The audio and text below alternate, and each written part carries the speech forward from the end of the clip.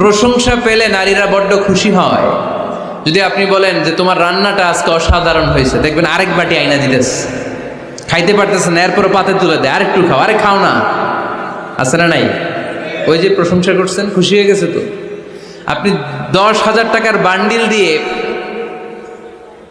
আপনার বউকে যত খুশি করতে না পারবেন, রান্না মজা হয়েছে এইটা বলে আপনি অনেক বেশি মনে মনে নিয়ত করছে যে আয়রে, জীবনে তো রান্নার প্রশংসা করলাম না, আজকে রান্নার প্রশংসা করব। তো মাহফিল শেষে বাসায় গেছে, স্ত্রী তাকে খাবার দিয়েছে, স্বামী খাবার খায় আর মিটি মিটি হাসে। স্ত্রী বলে, এই মাহফিল শুনে আসছো, রাত বাজে 12টা, খাচ্ছ ভালো কথা, হাসো কেন? তো স্বামী বলে, হাসি এর কারণ হচ্ছে তোমার রান্নাটা আজকে এত মজা হয়েছে না জীবনে, আজকে বাড়াই বাড়াই কইতেছে তো, জীবনে এত মজার রান্না খাই নাই। রান্না মজা হয়েছে শুই না স্ত্রী তো রেগে গেছে, কি গত 10 বছর ধরে তোমারে রান্না করে খাওয়াই, একদিনও রান্নার প্রশংসা করলা না, আর আজকে পাশের ঘরের ভাবি একটু গরুর গোশতের তরকারি পাঠাইছিল বাটিতে করে, পাশের ঘরের ভাবি একটু আমাদের বাড়িতে তরকারি পাঠাইছিল, তো ওই তরকারি দিয়েই তোমাকে খাবার দিছে, আজকে রান্নাটার আমি করি নাই। তো ওই বেটির রান্না তোমার এত ভাল লাগছে, এই 10 বছরে একদিনও কইলা না, আজকে এটা কইলা, খাও খাও, তোমার মজার খাওয়া, আর রান্ধুম না।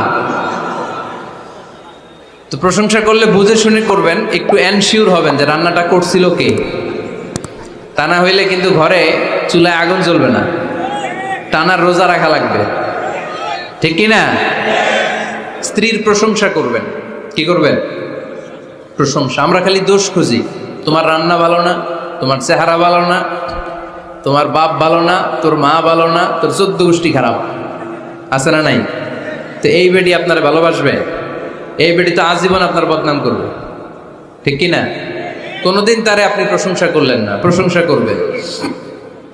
স্ত্রীর চেহারার প্রশংসা করেন, যে তুমি সুন্দর, তুমি সুন্দরী, এরকম বলেন, খুশি হবে না? হ্যাঁ, তুমি সুন্দর তাই চেয়ে থাকি, সে কি মোর অপরাধ? কোনো অপরাধ নাই, ইচ্ছা মতো গাইতে থাকেন স্ত্রীর শানে গান, সব আছে না নাই? তবে শুধু স্ত্রীকে শোনানো যাবে, ভাবিরে শোনানো যাবে, শালীরে শোনানো যাবে, পাশের বাড়ির কাউরে শোনানো যাবে? দেখেন ইসলাম কত চেক এন্ড ব্যালেন্স। স্ত্রীকে আপনি গান শোনান, কোনো গুনাহ নাই, আছে শুধু সওয়াব।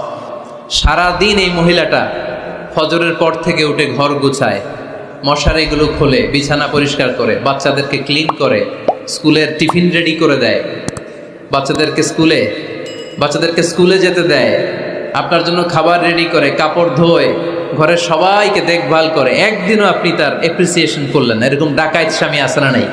বলবেন তুমি সুন্দরী, তুমি অনন্যা, তুমি সুস্নিগ্ধা, তুমি প্রিয়ংবদা, তুমি সুহাসিনী, তুমি সুকেশিনী, তুমি সুভাষিনী, তুমি অসূর্যম পোষ্যা, মেঘে কালো কেশ, কাজল কালো চুল, হরিণের মতো ডাগর ডাগর দুটি তোমার চোখ। আহা হা হা, যে পোলাপাইন খুশি হয়ে গেছে, আহা হা, ওরা মুখস্থ রাখতেছে, বলবে এগুলা, বিয়ে করে নাই কিন্তু এখনো। তো জায়গা মতো বলবা, গার্লফ্রেন্ডে বলো না। আবার কাকে বলবা? স্ত্রীকে। কাকে? স্ত্রীকে। পারা যাবে না একটু অ্যাপ্রিসিয়েশন দেওয়া যাবে না? ওনাদেরকে একটু প্রশংসা করবেন।